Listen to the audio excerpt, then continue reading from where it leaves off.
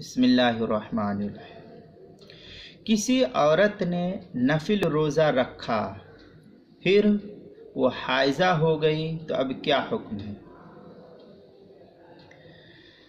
جواب: اگر کسی عورت نے نفل روزہ رکھ لیا پھر صبح صادق کے بعد اس کو حیض آنا شروع ہو گیا تو یہ روزہ شروع کرنے سے لازم ہو گیا، لہذا اب جب اس کو حیض ختم ہوگا تو ختم ہونے کے بعد اس روزے کی صرف قضا کر لے گی، یہی اس کے ذمے ہے۔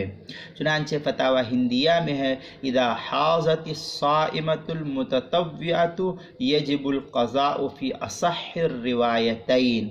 اس کو پہلی جلد ہندیہ کے اندر 215 صفحے پر نقل کیا ہے۔ کتاب المسائل دوسری جلد 152 صفحے پر ہے۔